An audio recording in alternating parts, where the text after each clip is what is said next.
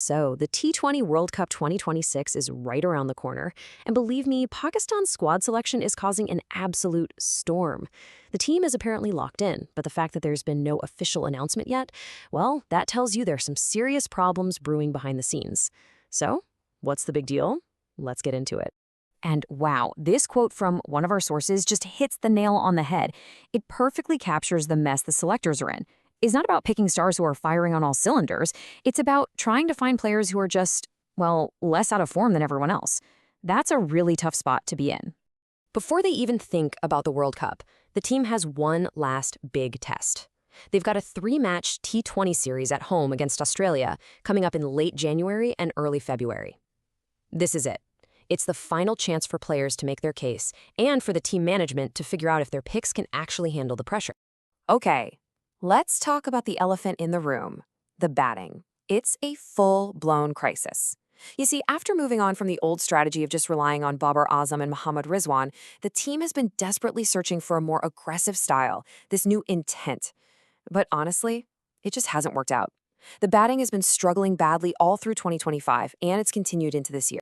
And this number pretty much says it all. 2. That's it. Since the beginning of 2025, only 2 batsmen have been able to keep their average above 30. For a team that wants to win a World Cup, that kind of inconsistency is, well, it's just not going to cut it. It's staggering. So who are these 2 guys holding down the fort? Well, no surprise here. The first one is the ever-consistent Babar Azam. The other is Sahibzada Farhan, who has definitely shown some real promise. But that's where the list ends. That's literally it. The only 2 batsmen consistently scoring runs. And it gets even worse when you look at how fast they're scoring, the strike rate. Against the really good teams, the top-tier opponents, only 2 specialist batsmen have a strike rate over 130.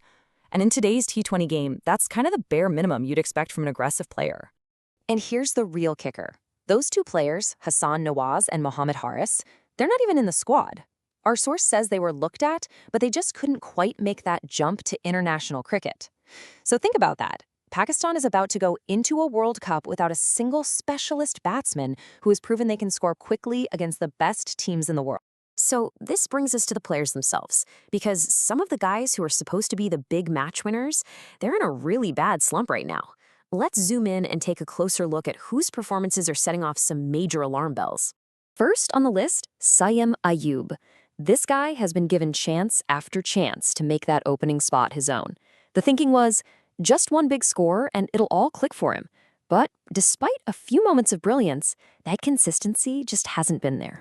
And the stats are pretty brutal, to be honest. Across 27 innings, he's averaging just 20 with a strike rate of 125. For an opener, that's just not good enough.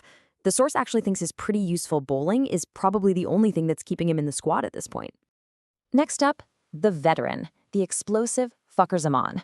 Now, we all know he's an absolute beast in the ODI format, but in T20s, he's always been a bit of a puzzle, hasn't he? The team needs him to score those quick, impactful runs in the middle order, but he's really been struggling to do that. I mean, just look at his last 19 games, an average of 21, a strike rate of 117, and not a single 50 to his name. He's not giving them stability, and he's not providing those fireworks that he's famous for. And that really puts his spot in the starting 11 in serious doubt. All right, so let's shift gears from the batting headaches for a second.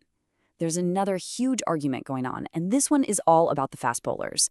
It seems like there's a major disagreement between what the selectors want and what some analysts think is the right move for the tournament's conditions. So here's where it gets really interesting. On one hand, the selectors are reportedly leaning towards Haris Rauf and Naseem Shah for the main squad. But our source is arguing for the complete opposite. They're saying Haris Rauf is just too expensive, he leaks too many runs, while someone like Osman Tarek with his spin could be a total game changer on those pitches. Okay, so with all that debate, all that back and forth, who's actually expected to get a ticket for that flight to the World Cup? Let's break down the probable 15-man squad piece by piece. So for the specialist batsmen, it's a real mix of the guys who are in form and those who are struggling. You've got Babar Azam and Sahibzada Farhan, who actually have the numbers to back them up, along with Salman Ali Agha. And then you have the 2 players under all that pressure we just talked about, Saim Ayub and Fakhar Zaman. Now, for the wicket-keepers, the two spots are likely going to Khawaja Nafay and Usman Khan. But there's a little bit of drama here, too. The source mentions that Usman Khan has been a bit exposed lately, and they're suggesting that Abdus Samad could be a surprise pick to replace him. So we'll have to wait and see on that one. The all-rounders. This is probably the most settled part of the entire squad. The trio of Shadab Khan, Mohammad Nawaz, and Fahim Ashraf are pretty much seen as automatic selections. They just give the team that crucial balance with both the bat and the ball. And finally, the bowlers. Of course, it's all led by the main man, Shaheen Afridi. But then you have the rest of the group, Haris Rauf and Naseem Shah, the spinner Abrar Ahmad, and Salman Mirza. And yep, you guessed it. This reflects that very controversial pace selection we were just talking about. So there you have it. You look at that list of names, and you see a ton of talent, right? A lot of big names. But the stats don't lie. There are huge question marks hanging over the form of some key batsmen, and there's a massive debate about who the fast bowler should be. Is this really the group that can go all the way and bring that trophy home? Which really brings us to the final and most important question, a question for you. Looking at all the numbers, all the controversies, and that probable list of names, what would you do? What changes would you make to this squad? Who's in? Who's out? And what's the one move you think could turn this team from just a contender into a champion? Let us know what you think.